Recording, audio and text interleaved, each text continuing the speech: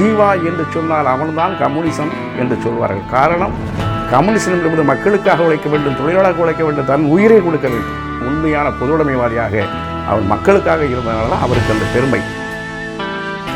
ஜீவானா ஒன்றும் இல்லை நேர்மை, ஜீவானா ஒன்றும் இல்லை நாணயம், ஜீவானா ஒன்றும் இல்லை ஒழுக்கம், ஜீவானா ஒன்றும் இல்லை தமிழ். இப்படி ஒரு மனுஷன் இப்போ ஃபார் எக்ஸாம்பிள் எந்த தலைவர் எடுத்தாலும் அவங்கள ஒரு பேக் ஹிஸ்ட்ரி இருக்கு அவரை பற்றி. இவர் யாருன்னே தெரியலையே. இப்போ நம்ம ஜென்ரேஷன்ல யாருக்காவது இந்த மைக் கொடுத்த மாதிரி கொடுத்து யாரும் கேட்டால் ஜீவாவா யாருன்னு தோழர் ஜீவானந்தமே யார் தெரியுமா உங்களுக்கு? தோழர் ஜீவானந்தமே யார் தெரியுமா உங்களுக்கு? ஜீவானந்தம், இந்த ஜீவானந்தம் கேட்குறீங்க? தோழர் ஜீவானந்தம் தெரியலீங்களே. தோழர் ஜீவானந்தம் தோழர் ஜீவானந்தமே யார் தெரியுமா உங்களுக்கு? ஜீவானந்தம் சாமியா? தோழர் ஜீவானந்தமே யார் தெரியுமா உங்களுக்கு? யா விஜய். விஜய் தானே கத்தி. இப்போ யாரா ஜீவாவா ஜீவானா யாரு அப்படின்னு தான் கடந்து போகிறாங்க.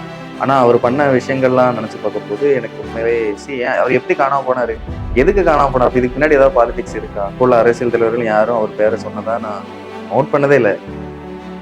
ஏதோ ஒரு புக் ஷோவில் வந்து நான் ஜீவாவும் நானும் அப்படின்னு சொல்லி ஒரு புக் வாங்கினேன். எனக்கு ஆக்சுவலாக ஜீவான்னு ஒரு லீடர் இருப்பார் தெரியும், ஆனால் லைக் ஜீவா இப்படி தான் இருப்பார், அவர் ஃபேஸ் இப்படி இருக்கும், அவர் இந்த ஊர் அப்படிங்கிற ஐடியாலாம் கிடையாது. அப்போ அந்த புக்கை வாசிச்சுட்டு ஃபியூ பேஜஸ்லேயே வந்து ஜீவா வந்து நாகர்கோவில் பக்கத்தில் இருக்க பூதப்பாண்டி அப்படிங்கிற ஊரில் பிறந்தார் அப்படின்னு சொல்லும்போது எனக்கு லிட்ரலாக ரொம்ப ஷாக் ஆகிட்டு. சிபிஐஎம்மில் நான் போய் வாலண்டியராக ஜாயின் பண்ணி அங்கே லோக்கல் கம்யூனிஸ்ட் லீடர்ஸ் பற்றிலாம் தெரிஞ்சுக்கிற போது நான் வந்து டாக்குமெண்ட்ரி ஃபிலிம்ஸ் பண்ணுவேன். நான் வந்து நம்ம கம்யூனிஸ்ட் லீடர் ஜீவானந்தத்தை வச்சு ஒரு வீடியோ எடுக்கிறேன் அப்படின்னு சொல்லும்போது பெரிய இன்ட்ரெஸ்ட்டும் இல்லை.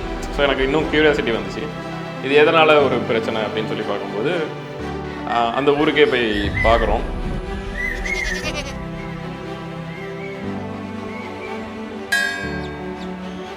பூதப்பாண்டி போனோன்னு பூதப்பாண்டியில் அவரோட பேரை நாங்கள் இருக்கிறாரு.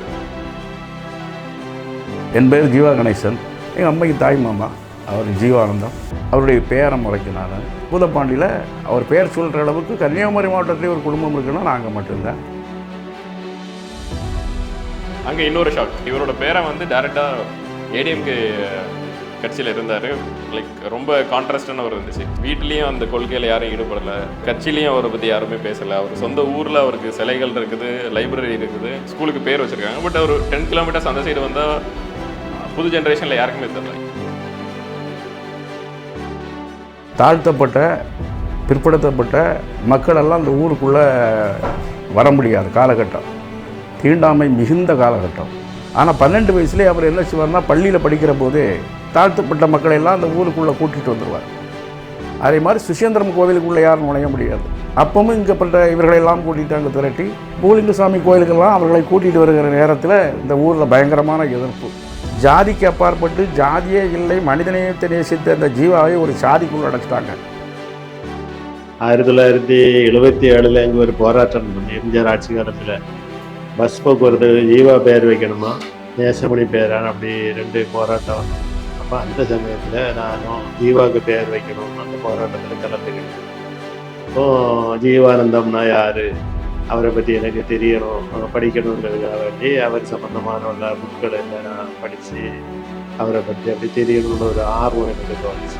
அன்பும் அரசியலும் ஒரு பேர் இல்லை, உலகம் முழுமைக்கும் அன்பு சகோதரத்துவம் நிலவச் செய்வது உண்மையான அரசியல் தத்துவம். அன்பே அளிக்கக்கூடிய எதுவும் அரசியலாக இருக்கக்கூடாது, இருக்கவும் முடியாதுங்கிற ஒரு கொள்கையை அவர் பின்பற்றி வாழ்ந்தார். அந்த கொள்கையை நம்ம கடைபிடிச்சி அவரை போல உண்மையாட்டும் நேர்மையாட்டும் எல்லாரிடத்தும் ஒரு தோழமை உணர்வோடும் அநியாயத்தை கண்டா எதிர்த்து போராடக்கூடிய ஒரு மனநிலையே எனக்கு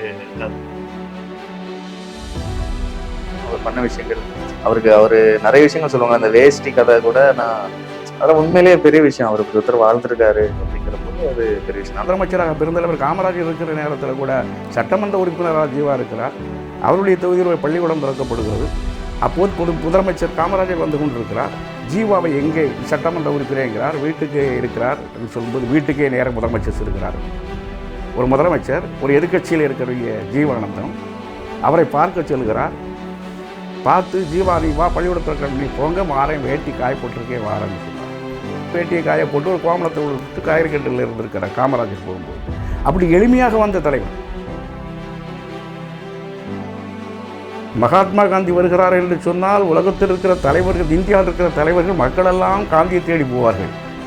ஆனால் காந்தி தேடி போன இந்திய துணைக்கண்டத்தில் ஒரே மனிதர் ஜீவாவை தான் தேர்ந்து போனார். மகாத்மா காந்தி நடத்திய அர்ஜுன் பந்த் என்ற ஒரு பத்திரிகை, அந்த பத்திரிகையிலே வர்ணாசிர தர்மம் தேவை என்று மகாத்மா காந்தியடிகள் எழுதுகிறார்கள்.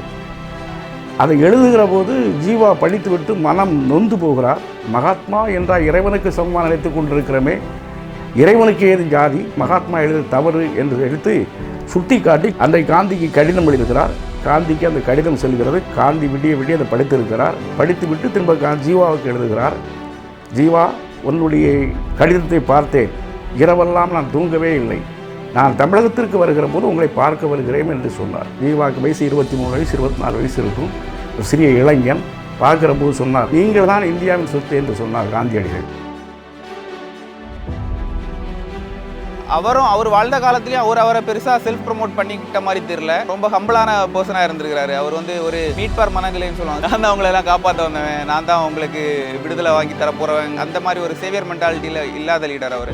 உங்களை சிராவையர் என்ற இடத்தில் வந்து மகாத்மா காந்தியடிகள் தேடி வந்து பார்த்தாராமே, அவர் என்னை மட்டுமா பார்த்தார்? அவர் இப்படி இந்த நாடு முழுமையிலும் உள்ள யார் யாரை ஊக்கப்படுத்துவது நினைக்கிறாரோ அவர்கள் அவ்வளவு வெறியும் பார்த்தார். எனவே அவருடைய பழக்கம் அது, அதிலே நானும் ஒருவன், அவ்வளவுதான். அப்படியா? ஆனால் உங்களை பற்றி அவர் புகழ்ந்து சொன்னாராமே, இந்தியாவின் சொத்து நீதான் என்று சொன்னதாக நாங்கள் கேள்விப்பட்டோம். அவர் பெரிய மனிதர், பாராட்டி ஊக்கப்படுத்த வேண்டும் என்று சொல்லியிருக்கோம். அப்பொழுதும் தன்னை வாழ்த்தினார், பாராட்டினார், புகழ்ந்தார் என்று அவர் ஏற்றுக்கொள்ளவே இல்லை. நாங்கள் அவர் வரலாறை கேட்பதற்காக பேச தொடங்குகிற போது அதை ஒரு நிமிடத்தில் தட்டி விடுவார். ஒரு தனி மனிதனுடைய வரலாறு, அதில் என்ன இருக்கிறது? போராடி வந்தவன், அடிமைப்பட்ட இந்தியாவிலே பிறந்தவன், விடுதலை பெற்ற இந்தியாவிலே வாழ்வதற்கு வாய்ப்பு கிடைத்திருக்கிறது, அவ்வளவுதான். கோடான கோடி மக்கள் வாழ்க்கையை விட என்னுடைய வாழ்க்கையில் ஒரு பெரிய சிறப்போ எதுவும் இல்லை என்பார். அப்படியே இங்கே உள்ள அரசியல் சூழல், இங்கே உள்ள திராவிட கட்சிகள் அவரை அதிகம் கொண்டு போகல. இங்கே உள்ள ஊடகங்களும் பத்திரிகைகளும் ஒரு நன்மையை கொண்டு இதை இளைஞர்களிடத்தை சேர்க்க, சிபிஎம் வந்து ஜீவாக்கு கூடிய கொள்கையை அவங்களுக்கு ஏற்றுக்கிடல. அவர் ஒன்றுபட்ட கம்யூனிஸ்டாக இருக்கிற போது கம்யூனிஸ்டை உருவாக்குறதுக்கு அவர் பட்ட பாடு, அவருடைய தோழர்கள் பட்ட பாடெல்லாம் முன்னோர்களுக்கு தெரியும். சுதந்திரம் கிடைத்த பிறகு கூட காங்கிரஸ் ஆட்சியில் கூட கம்யூனிஸ்டுகளுக்கு அடக்குமுறை சட்டம் இருந்தது, ஜீவாவுக்கு பேசக்கூடாத தடை சட்டம் இருந்தது, ஊரை விட்டு வெளியே போகக்கூடாத சட்டம் இருந்தது. இதெல்லாம் தாண்டி கம்யூனிசத்தை வளர்த்தவன் என்று சொன்னால் ஜீவா அவர்கள். இந்த ஜீவாவை தூக்கி சுமக்கிற கம்யூனிசம் என்றால் இந்திய கம்யூனிஸ்ட் கட்சி தானே இருக்கிறது. கம்யூனிசம் என்று இருக்கிறப்போ நான் இடத்துல இருக்கவா வளர்றதுல இருக்கவா? கம்யூனிசம்னா ஒன்றா இருக்கும், அது கம்யூனிசம்ங்கிறது இருக்கலாம். இது இடது வலதுன்னு பிரிக்கி, இடது ஜீவாவை நினைக்கிறதே கிடையாது, வலது வந்து ஜீவாவை நினைக்கிறேன். நான் வலதில் இருக்கவா இடவில் இருக்கவா? எனக்கு ஒன்றுபட்ட கம்யூனிசமாக இருந்தால் நான் ஏற்றுக்கொள்ள முடியும். அன்னைக்கு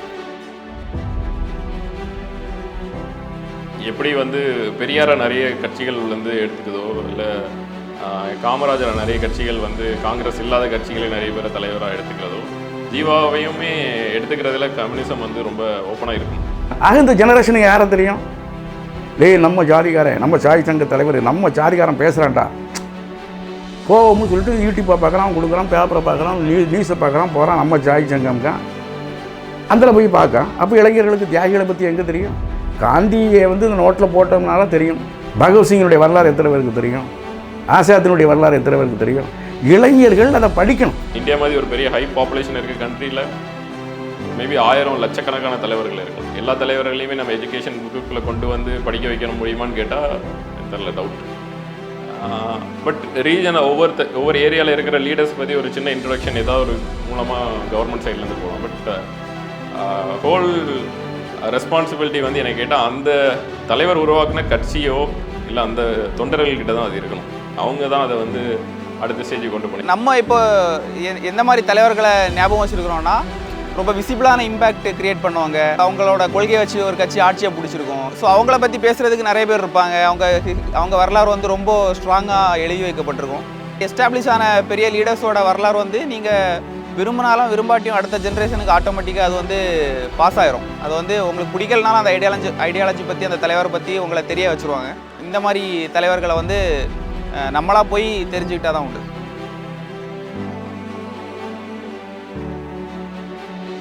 இந்த வீடியோ பார்த்து அவங்களுக்கு வந்து ஜீவாங்கிற ஒரு கேரக்டர் தெரிஞ்சாலே எனக்கு தெரிஞ்சு ஓகே தான். அது அந்த ஐடியாலஜி ஃபாலோ பண்ணணும்னு அவசியம் இல்லை, அவர் மேலே ஒரு பற்று வரணும்னு அவசியம் இல்லை. ஆனால் இப்படி ஒரு மனுஷன் வாழ்ந்தான்னு தெரியணும். ஜீவாங்கிற ஒரு ஆள் இருந்தார், அவர் சில விஷயங்கள் பண்ணார், அவருக்குன்னு ஒரு கதை இருக்குது அப்படிங்கிறது தெரிஞ்சாலே எனக்கு தெரிஞ்சு ஓகே. காலுக்கு செருப்பும் இல்லை, கால் வயிற்று கூழும் இல்லை, பாழு குலைத்தோமடா என் தோழா பெயர்த்து போனமுடா. குண்டிக்கோர் துண்டுமில்லை, ஒல்லொருமை தாழவில்லை, உண்ட குடிசை இல்லை என் தோழனை உழைத்து இழைத்து போனமுடா. கையில் ஒரு காசும் இல்லை, கடன் கொடுப்பார் யாரும் இல்லை, வாங்கிய கடன் தீர்க்க வக்கில்லை என் தோழனை உழைத்து இழைத்து போனமுடா. பாலின்றி பிள்ளைகளும் பட்டினியால் தாயழுவாள், வேலையின்றி நாம் அழுவோம் வீடு முச்சூடு மழுவனா. அந்த பாட்டு அந்த தொழிலாளி வர்க்கத்திற்காக வேண்டி அன்னைக்கு பாடின பாட்டு. இன்றைக்கும் தொழிலாளர்கள் அடிமட்டத்தில் தான் இருக்கிறாங்க. உழைக்கிறவன் கீழே தான் இருக்கிறான், உழைக்கிறவன் ஒதுக்கப்படுகிறான், நடிப்பவன் பாராட்டப்படுகிறான். அரசியலாக இருக்கட்டும், எதாக இருக்கட்டும்.